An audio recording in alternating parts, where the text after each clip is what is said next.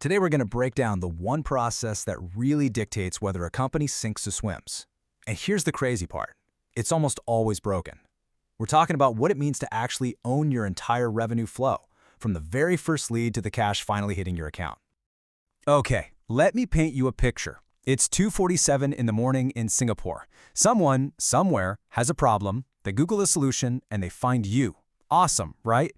But here's the reality. Maybe, just maybe, 6 months down the line, money from that person actually hits your bank account. The key word there is maybe. So what on earth happens in between? You know, that entire journey, from that one curious Google search all the way to cash in the bank, it's the single most critical process in your business. But for most companies, it's not a smooth pipeline. No, it's more like a leaky, rusty pipe that's losing money and deals at every single joint.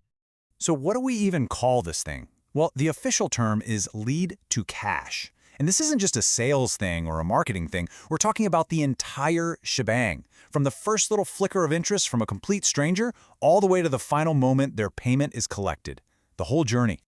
And here's exactly why that journey is so treacherous. Think about it. Most of our companies are built like a chain of islands. You've got marketing island over here, sales island over there, and then implementation and finance on their own separate little landmasses.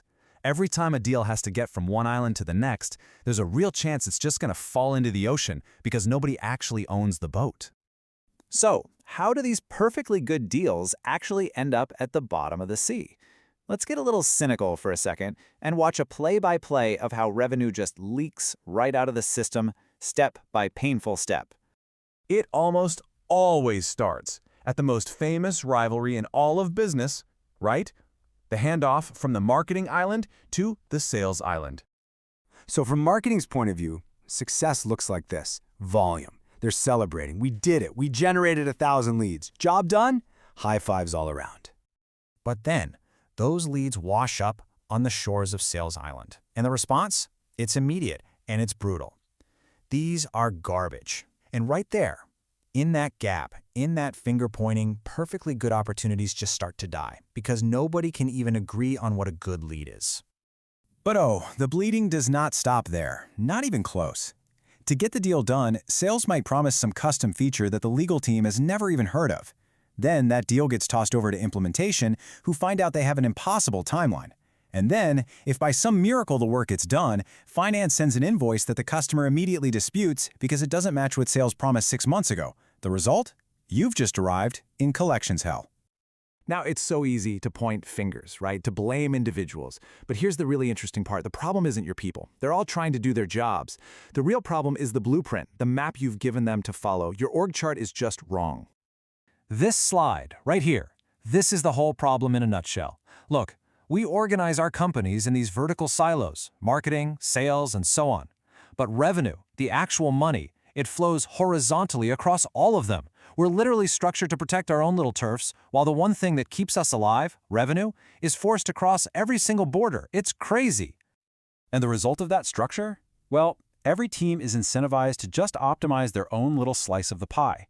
Marketing gets judged on lead volume, sales on the number of closed deals, implementation on how fast they can go live. So here's the billion-dollar question. Who is optimizing for the one metric that actually matters?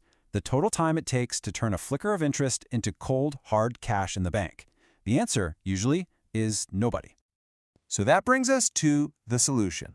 And it's going to take a really big shift in how you think about your business. The answer is not more meetings, it's not better coordination.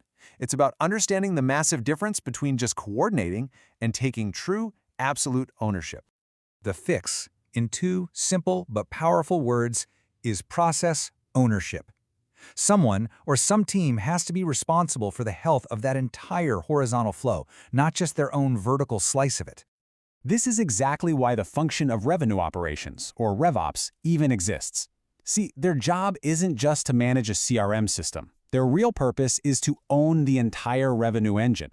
They're the ones who are supposed to see the whole movie, from opening credits to the end, while every other department is, understandably, just focused on their own little scene. And you know, when you have a real owner, you start measuring what actually matters.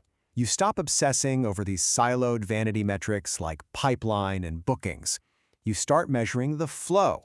Things like the cycle time from that first touch to cash and the real conversion rates between every single stage.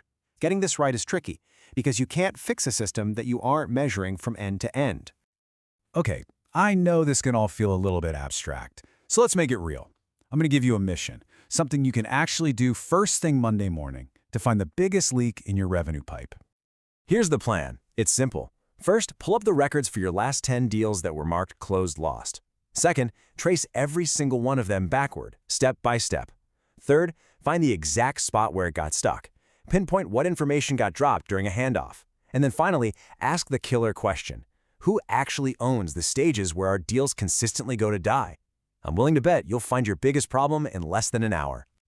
So let's just pull this all together. Lead to cash. It's not a department. It's not a piece of software. It is the fundamental engine of your business that turns market interest into actual bank deposits.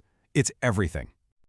You know, in the end, it really comes down to this. The difference between the companies that struggle and the ones that scale isn't really their market or their product. It's whether someone, anyone, owns the complete revenue engine, or if you're just throwing deals over the fence and hoping for the best. And so that leaves us with one last, really important question for you to think about. When you really look at your organization, at the way deals and information flow across those departmental islands, who owns your revenue engine? Because if you can't answer that question in a heartbeat, you've just found your next and probably biggest opportunity for growth.